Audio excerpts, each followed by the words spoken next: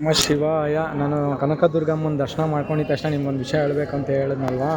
ಇದೇ ಒಂದು ವರ್ಷದಲ್ಲಿ ಹೇಳ್ತೀನಿ ನೋಡಿ, ಇದೇ ಒಂದು ವರ್ಷದಲ್ಲಿ ನಮ್ಮೂರಲ್ಲಿ ಒಬ್ಬ ದೊಡ್ಡ ವ್ಯಕ್ತಿ ನನ್ನ ಸ್ಟೇಷನ್ಗೆ ಹಾಕ್ಸ್ದ. ಅವ್ರ ಹೆಸರೆಲ್ಲ ಏನಕ್ಕೆ 10 ವರ್ಷ 12 ವರ್ಷದಿಂದ ಅವ್ರ ಮೊಮ್ಮಗಳನ್ನ ಲವ್ ಮಾಡಿದೆ ಅಂದ್ಬಿಟ್ಟು ಸ್ಟೇಷನ್ಗೆ ಹಾಕ್ಸಿದ್ರು.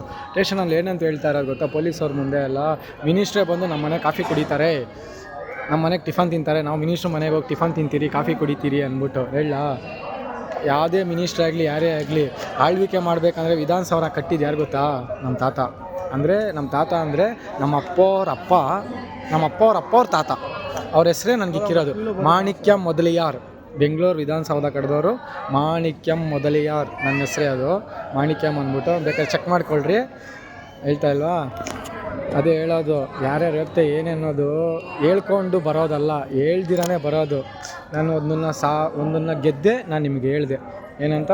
ಕನಕದುರ್ಗಮ್ಮನ ನಡ್ಕೊಂಬಂದು 15 ನಿಮಿಷ ದೇವ್ರನ್ನ ನೋಡಿದೆ, ಎದುರುಗಡೆ ಬಂದರೆ ಚಂದ್ರನ ನೋಡಿದೆ, ಚಂದ್ರನ ನೋಡಿಕೊಂಡು ಇವಾಗ ನಿಮ್ಗೆ ಈ ವಿಡಿಯೋ ಮಾಡಿ ಹಾಕ್ತಾರದು. ಬೆಂಗಳೂರು ವಿಧಾನಸೌಧ ಕಟ್ಟಿದವರು ಮಾಣಿಕ್ಯ ಮೊದಲಿಯಾರ್. ಎಷ್ಟೇ ಮಿನಿಸ್ಟ್ರಿ ಇರಲಿ ಯಾರೇ ಇರಲಿ, ಆಳ್ವಿಕೆ ಮಾಡಬೇಕಂದ್ರೆ ಅದೇ ವಿಧಾನಸೌಧದಲ್ಲೇ ಮಾಡಬೇಕಲ್ವಾ. ಈ ವಿಡಿಯೋ ಅವ್ರಿಗೆ ತಲುಪುತ್ತೆ, ನೋಡ್ತಾರೆ. ನಮ್ಮೂರ ಆವತಿ ಅಲ್ಲಾಗಿದ್ದು. ಓಂ ನಮಃ ಶಿವಾಯ.